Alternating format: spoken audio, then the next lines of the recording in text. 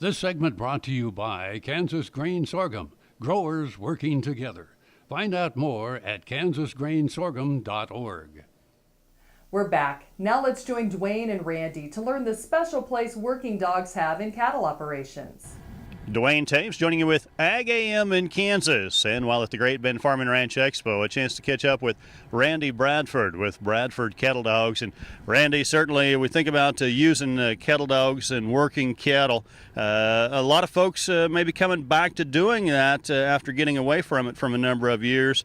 Some demonstrations that you put on. Tell us a little bit about working dogs and how they can help a guy in an operation.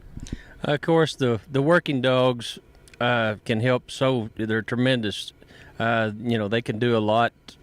Probably one dog can do as much as 2 or 3 cowboys. As far as working on a ranch, a little different maybe than the competitions that you go to, but how is it that you're able to teach these dogs how to work? Well, I have to give most of that credit to my wife. She does probably more of the training than I do myself.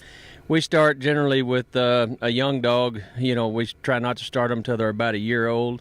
We put it down. We put a recall and that sort of thing on them to begin with throughout the first year. And we put them on sheep and goats and let them play and bite and so forth. And then we don't start cranking down on them to train until they're about a year old.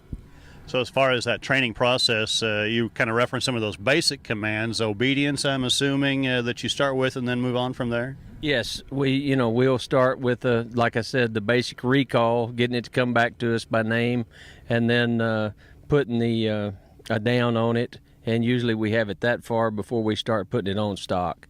And we try to put them on goats or sheep to start with to get a little control on them before we put them on cattle.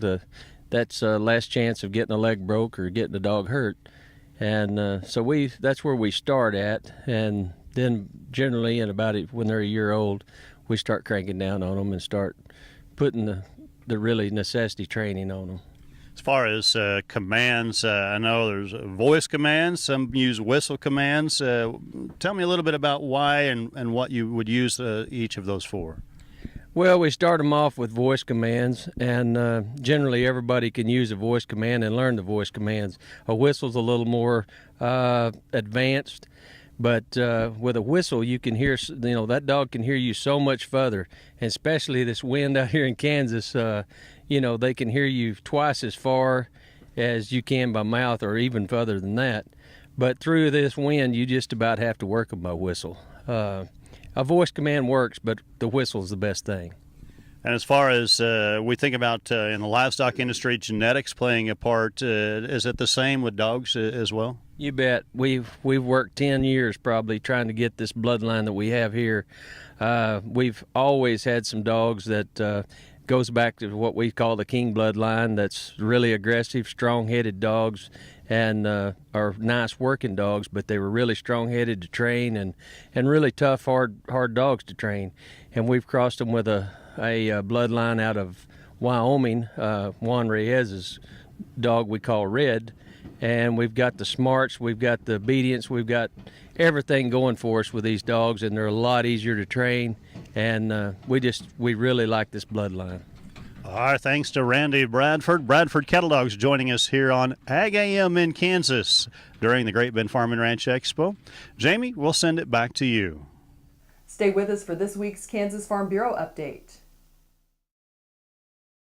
Buying a car shouldn't be this hard.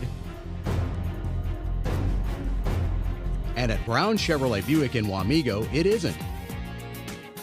It's actually awesome. Whether you want a new or used car or truck, Toby's team can make the deal. Even if you want to custom order a new car or truck, Toby's team can make the deal. See Toby's team at Brown Chevrolet Buick in Wamego. We're awesome.